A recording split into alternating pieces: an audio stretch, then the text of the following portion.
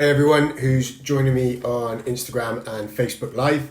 Today I'm going to talk about training as you're getting older, particularly now that I'm 40 and I'm facing what my training programs look like going into my 40s, reflecting back on my training practices over the previous years as well. So this is aimed at people that are sort of getting on a wee bit, a lifetime of training, that are maybe used to it, and that you hear conflicting advice on what training should look like as you're getting older. And to be honest, you do have to make some allowances and some adaptations, but a lot of the advice is actually the same as what I would give anybody who's starting out in training, if they're in their teens, in their 20s, in their 30s, how you would approach it. If maybe you've trained most of your life, you've had a few injuries, you've had a few niggles, you've been a bit bashed up over the years. You might feel like this doesn't apply to you if you're on the younger part of the age spectrum, but you'll probably find some takeaway points here as well.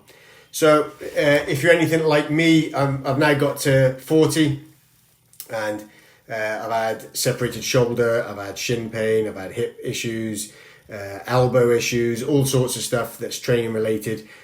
Probably usually from not taking my own good advice. You push through things, you're chasing PBs, you're trying to keep up with training partners. I think the thing is to remember, and this is what I would say to anybody who's training, starting out in training, whatever stage they are, is that remember you've got one body and you are going to have to live in it regardless. So if you start taking things like that into account, you'll probably take less risks, or maybe go at your training a little bit less gung-ho if you're thinking long term. There's a lot of conflicting advice on the internet. There's a lot of Instagram gurus or Facebook gurus out there that give you all sorts of advice for whatever stage of training you're at in your life, and you should do this and you should do high intensity interval training and volume's the key, which is all of this isn't necessarily true and usually a way of trying to sell programs. So anyone that's followed me for a little while will know that I always talk about movement before muscle. And again, I'm going to start off with that because mobility is the key. And if you are getting a little bit older, if you are, whether you're used to training or not, mobility is the most important thing. So you need to be training movement before you train muscle. Okay, you need to be thinking about prepping joints, prepping muscles before you even start to think about loading them up. And whether you're training for power, whether you're training for strength, mobility is important. Now, I spend a lot longer warming up now that I'm in my 40s than I ever did throughout my 20s and my 30s. I'm more interested in making sure that my body is properly prepped to be doing the bigger lifts. And on that as well, something that I would often teach is you do your big movements first, and you kind of work your way down the spectrum and do your smaller isolation movements at the end of a session. Now, while I would say the majority of the time that is still true, I think as you're getting older, there's actually no harm in switching that about a little bit so that you do maybe focus on some of the smaller muscle groups and movements or derivatives of the bigger movements. If you're looking at cleans or squats or deadlifts, bench presses, you'd work on the derivatives of those movements first. So the smaller movements or the smaller muscles, but with a view to getting them prepped for the bigger lift. Let's say you're doing a bench press movement and you're still wanting to lift heavy. Then maybe before that you would do some other kind of prep for the chest, the triceps, the shoulders. That could be a isolation based movement, flies, dips, tricep extensions, that kind of thing, and then have a go at your bigger muscle group. And if this is something you've not done before or you're considering, maybe give that a go. You are going to get the benefit of the muscles being primed, your nervous system being primed. When it's time to do your bigger lift, you might find that you do feel that little bit more prepared. Instead of chasing the results or chasing the loads or chasing a PB, if you can focus on performance. Okay, now maybe that was something I would usually use if we're talking like a sport kind of lift. So if you're talking about cleans or snatch or any of those power movements, if first of all you can focus on movement first, okay, movement before muscle, with a view to then going specifically into technique, and then the performance those two things leading to the overall performance of the lift. It might sound a little bit daft, my performance in the bench press, it's not like we're talking about a sprint or something like that, but it still makes sense, especially if you're still aiming at lifting heavy. If you can do that first, before chasing your how heavy you're lifting, the performance will follow. It will go hand in hand. And I'll take this back, give an example. My pal Gouls, he was benching really well, came to see me. He's like, look, my bench press is grind to a halt. I think it was his left shoulder. He was getting problems in. What can I do? I can't go up any higher. My shoulder's getting more and more sore. So I then took him into the gym, told him to show me his technique. Now, strength-wise, he's fine. He's flaring his elbows. He's out here. He's flaring his elbows. The bar's coming down to about here. This shoulder, his shoulders are under a lot of pressure as he's trying to drive that bar back up. So although we didn't like it to start with, we stripped him right back. So I was like, look, let's strip back. Let's go right back to the bar. We're going to tidy up your bench press technique. And if anyone's seen my socials today, I've actually put a bench press technique video up on there. We brought his elbows down, we tightened up his lats, and we got the bar going down to that height on his chest.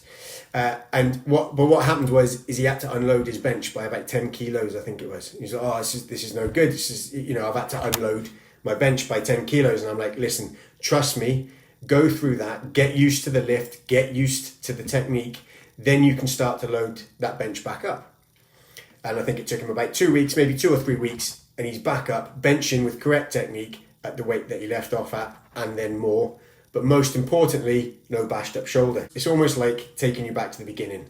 If you've trained for a long time, but you've picked up loads of injuries, you're a little bit bashed up over the years, strip back your movements. This happened to me with a separated shoulder. Take my eye off the ball with technique. There was no way that I was engaging the muscles in my back to stabilize my scapula. And because I wasn't stabilising my scapula, I'd got that problem with the AC joint. Shoulder problems. Couldn't do chin-ups. Couldn't get myself into a squat position without that flaring up. Then I started focusing on stabilising my shoulder blade and a bit of recovery protocols of this over time. Actually, during lockdown, got a lot better. And I'm back to lifting properly again. So it's almost like you're taking somebody who's experienced, they've been training a lot throughout their entire life, and you're going, right, let's just take the focus off chasing results, hitting your PBs, going through phases. It doesn't always have to be phase after phase after phase. You strip back, even if it's just one movement, such as your bench press. You start with the bar. You nail your technique. You think about the prep that's going to go into your bench press. So for me now, prepping going into bench press means that I need to go through a warm-up routine of thinking about, am I engaging the muscles that support and surround my scapula? When I'm on my bench, am I squeezing my shoulder blades into the bench like I'm trying to grab the bench between my shoulder blades? I know straight away if I haven't quite got my technique right, that's it, pain. If you're thinking about stripping back these movements and starting with the bar, focusing on warm-up, you're warming up properly for your main the main movement. You're then doing any auxiliary warm-ups or work that's necessary. A shoulder warm-up, any shoulder prehab. Are you going to warm up your rotator cuffs if you are doing a bench press? Are you going to take them through their full range of movement before you then start focusing on your bigger lift? Joint health, when it comes to shoulders and hips in particular, is super important anyway. The most mobile joints in our body, but that also makes them the most unstable. So anything that you're doing that's going to involve hips or shoulders, you have to then make that a priority for preparation before you go into doing any kind of heavy lifting. Okay. The other thing is thinking about what you're then doing out of the gym. Okay, so similar thing with diet. The hour that you're doing in a gym or in your exercise class or whatever it is that you're doing to work out, although it's important and it's the stimulus, it's what you're doing for the other 23 hours or outside of that gym where the magic happens. Okay, how are you splitting your training sessions? Are you doing push sessions, pull sessions, front of body, back of body? Depending on how you're splitting your workouts is also going to make a difference. Now, going back to something I mentioned at the start, high intensity interval training, high volume. You don't need to be doing high volume all of the time. Okay, so it doesn't need to be going into the gym and doing 5 sets or 6 sets even of 8 to 12 reps to be trying to build muscle all of the time. Some of that volume can come from muscle prep. So if you're going into the gym, you're thinking about your muscle preparation, you're thinking about your warm-ups. Your warm-up sets can be build-up sets that contribute to your main lift. You don't have to be going and thinking, right, I'm going to do a bench press for 4 sets of 10, 5 sets of 10. I'm going to go in, I'm going to do 3 sets of 6 today. And I'm going to see what weight I feel comfortable with. And then you can change that the following week depending on how you respond to it after. So high intensity interval training as well. Everybody loves to talk about high intensity interval training. It's great. It is great. It's got its place. You've also got LISS or low intensity steady state cardio, which again is something to seriously consider as you are getting older. And I know a lot of older triathlete competitors actually tend to stay away a little bit more from the high intensity interval training stuff or how much of it that they're doing. So it doesn't always have to be HIIT. It doesn't always have to be short, sharp blasts of interval training, okay? If that's your thing and you like it, then great.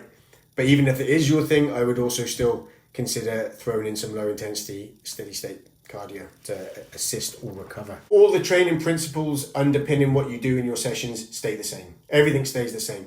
The advice I'm giving you now, you should probably take on board in your 30s and your 20s and your teens anyway. You should all still be thinking, am I prepping my body correctly? Am I warming up properly? What are my recovery protocols like? But it's just that as you get older and you go through this, your body will definitely let you know if you're not looking after it properly. If anyone has any questions, you can get in touch with me on here.